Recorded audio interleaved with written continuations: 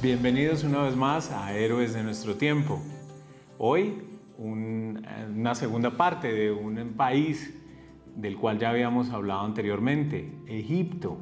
¿Cómo estás, Johabet? Muy bien, Hernán Darío, muchas gracias de nuevo por invitarme al programa, siempre es un placer poder acompañarlos.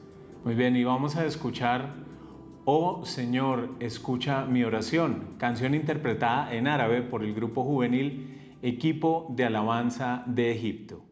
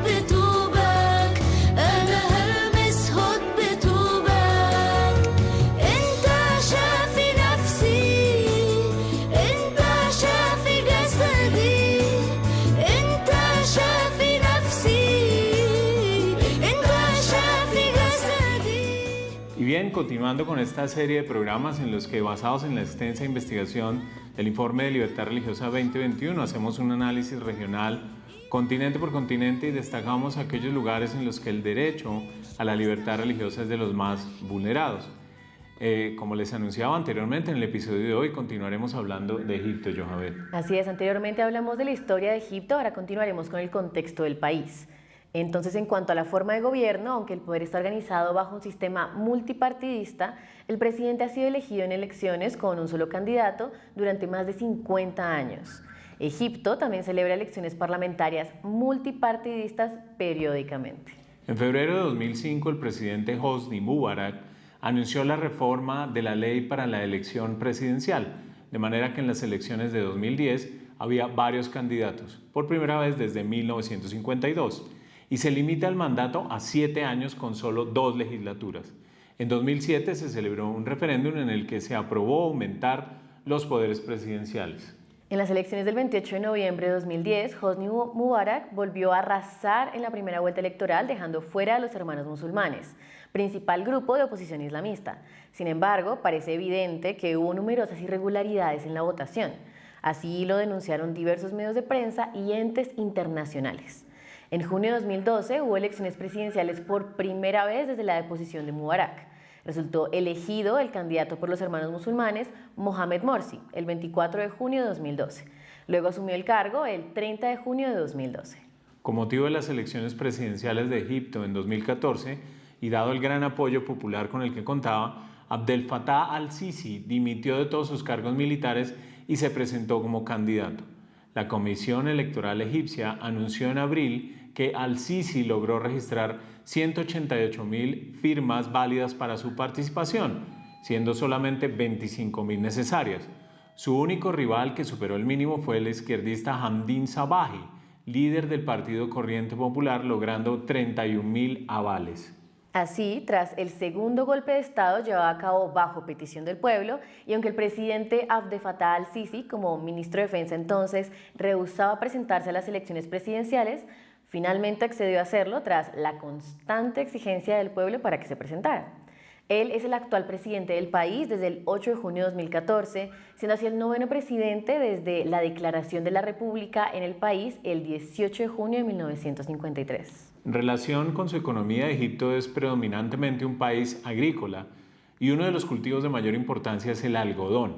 Aparte de la actividad agrícola de subsistencia, pues alrededor del 40% de la fuerza laboral se dedica a las actividades agrícolas o ganaderas. El rendimiento de las tierras agrícolas de Egipto está entre los más altos del mundo.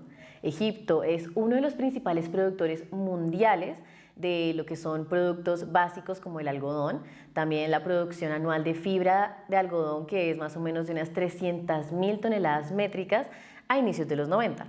El clima cálido y la abundancia de agua permiten hasta 3 cosechas al año, dando abundantes cosechas, lo que estamos diciendo, agrícolas. Egipto posee importantes yacimientos de petróleo y gas, pero la industria más explotada es el turismo, ya que las pirámides y las reliquias de esta civilización milenaria atraen a muchísimas personas todos los años. Es una de las economías más estables de la región, con un Producto Interno Bruto de $4.200 por habitante.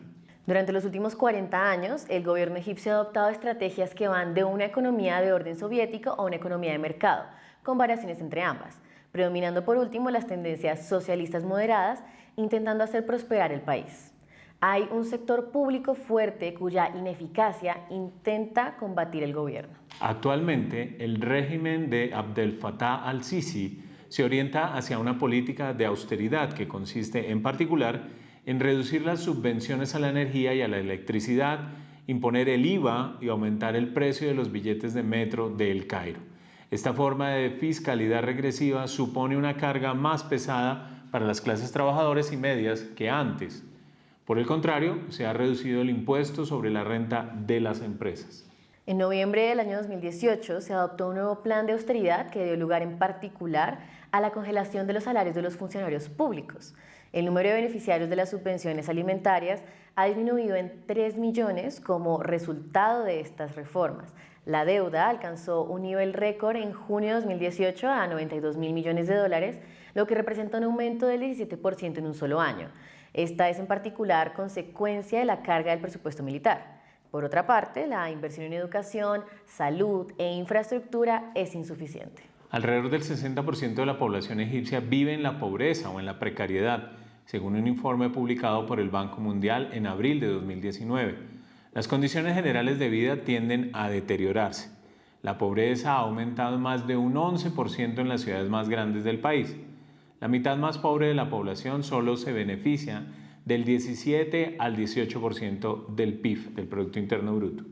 El turismo, como mencionábamos anteriormente, es una de las principales fuentes de ingreso de divisas de Egipto, tanto por los turistas en sí mismos como por las importantes inversiones realizadas por cadenas internacionales de hoteles. Por la naturaleza de la actividad turística, esta genera un número muy importante de puestos de trabajo, los cuales incluyen personal de agencias de turismo, hoteles, fabricación y comercialización de artesanías, transportes, entre otras. La representación de la agricultura en el PIB, en el Producto Interno Bruto, ha ido disminuyendo en los últimos años. En 2020, por ejemplo, representaba un 12% del PIB, cifra que contrasta con el 26% de 1985. Antes de la industrialización, la mayoría de los productos exportados eran agrícolas, pero ese número se redujo significativamente después de 1998 a solo el 6%. Estos productos agrícolas, pues los más importantes son el chocolate, los cereales, frutas, hortalizas y forraje. El área de la tierra cultivable es considerablemente más pequeña, pero muy fructífera. Ocupa el espacio alrededor de todo el valle y el delta del Nilo Occidental. La pesca es un sector económico importante y grandes cantidades de pescado se encuentran en el río Nilo, el Mar Rojo y el Mediterráneo. Los servicios y productos industriales como la minería, la manufactura y la construcción componían el 22,6% del PIB en el año 2018. Los principales productos son los textiles, los productos químicos, los metales y los productos derivados del petróleo. La nueva política económica ha conducido a la creación de empresas privadas para la producción de automóviles, la electrónica y la medicina.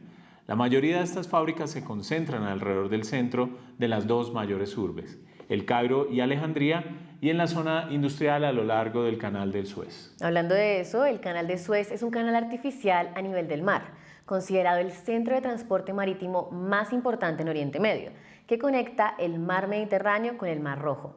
Fue abierto en noviembre de 1869 después de 10 años de obras y permite el transporte en barco entre Europa y Asia sin tener que rodear África. Es una obra muy importante. Por otro lado, en Egipto conviven más de 34 grupos étnicos. Los egipcios son, en su mayoría, descendientes de los antiguos egipcios, la población que se asentó en el noreste de África. Cerca de 4.000 jinetes árabes islámicos entraron en Egipto. Los inmigrantes árabes comenzaron a mezclarse con la población local, surgiendo matrimonios entre las comunidades árabe y autóctona. También hay descendientes de otros pueblos invasores, como los romanos, griegos y turcos. Los grupos indígenas nubios viven en el norte de Sudán y al sur de Egipto. Muchos pueblos nubios quedaron inundados por el lago Nasser cerca de Asuán, tras lo cual sus habitantes se trasladaron a Asuán y a El Cairo. El gobierno no los reconoce como una minoría étnica. Hay otras minorías, Yohabet, minorías étnicas en Egipto, como los beduinos árabes de la península del Sinaí, del desierto árabe, y la población bereber del oasis de Siwa. Un pequeño número de griegos, italianos, judíos y otras minorías cristianas se mezclan con la población musulmana local.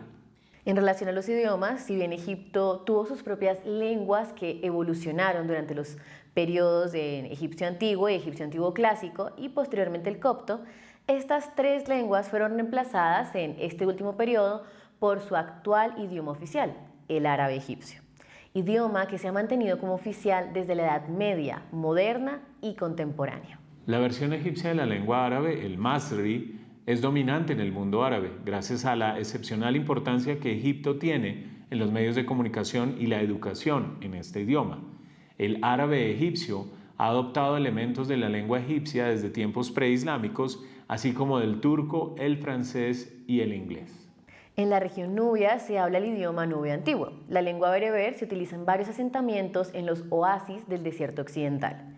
Los cristianos coptos utilizan el idioma copto para la liturgia. En las escuelas egipcias se enseña el inglés y el francés.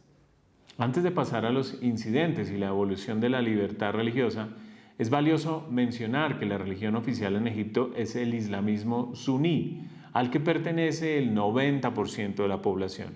El segundo grupo religioso más grande son los cristianos coptos, que representan el 9% de la población total. Un 1% corresponde a otras minorías religiosas cristianas, como son los cristianos armenios, católicos y protestantes. En Egipto también vivían judíos, aunque en pequeño número de gran importancia económica.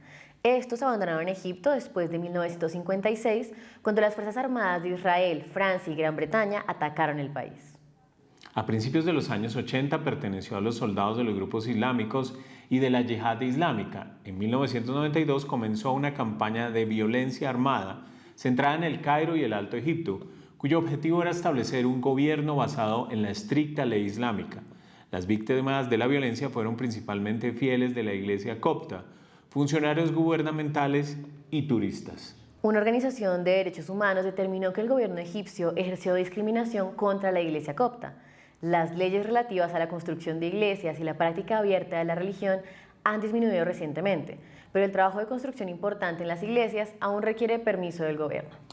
Ahora bien, Yohabed, el 15 de febrero de este año recordamos el 7º aniversario del martirio de 21 cristianos coptos en una playa de Libia a manos del Estado Islámico. Hoy en Egipto, país de procedencia de estos mártires, su testimonio da fuerza a la pequeña comunidad cristiana. El padre Luis Montes, misionero allí, amigo de ACN, nos lo cuenta. Atendamos a esta nota que realizó precisamente ACN España al respecto.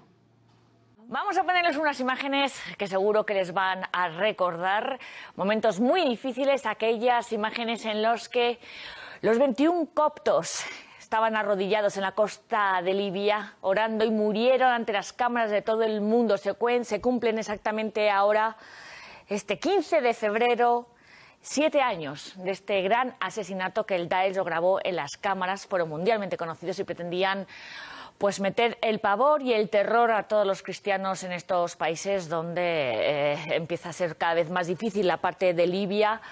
No está el Daesh establecido, tiene unas células que van de vez en cuando para atacar a los cristianos, a los coptos. Bueno, pues vamos a recordar en este 15 de febrero este martirio de nuestros hermanos los coptos de Egipto. Para ser honesto, estaba feliz cuando vi a mi hijo en ese vídeo porque supe el sitio al que había ido. Y cuando vi que murió con el nombre de Jesús en sus labios, me sentí orgulloso. Estoy orgullosa de que mi padre esté en las imágenes de esa iglesia. Es un gran honor que esa iglesia sea llamada así por él. Les recordamos que fueron secuestrados por terroristas islámicos, por terroristas del Daesh. Uno en diciembre de 2014 y otros en enero de 2015. Bueno, su único delito, el único delito de los secuestrados era ser cristiano y era no querer convertirse al Islam. El crimen, como les decía Raquel, fue grabado por los terroristas, fue grabado en vídeo.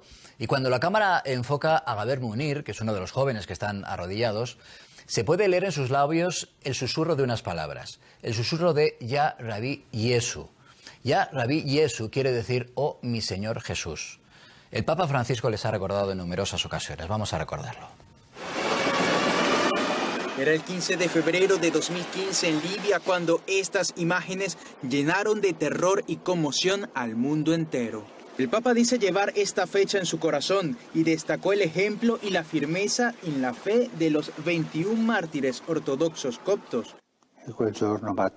Aquel día fueron bautizados también con la sangre. Son nuestros santos. Los santos de todos los cristianos.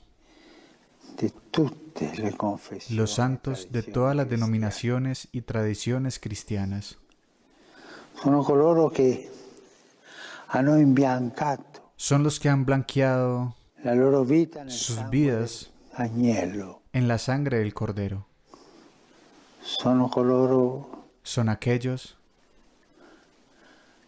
del pueblo de Dios, el pueblo fiel de Dios. Condenó la tragedia perpetrada por extremistas religiosos y destacó que estos mártires fueron a trabajar al extranjero para mantener a sus familias. No solo buscaban tener pan en casa, sino llevarlo a casa con la dignidad del trabajo. Y esos hombres dieron testimonio de Jesucristo.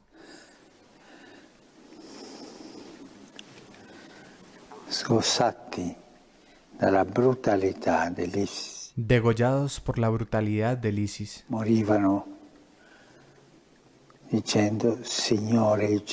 Murieron diciendo Señor Jesús, confesando el nombre de Jesús. Agradeció a los obispos y sacerdotes de la iglesia copta que les enseñaron a crecer en la fe.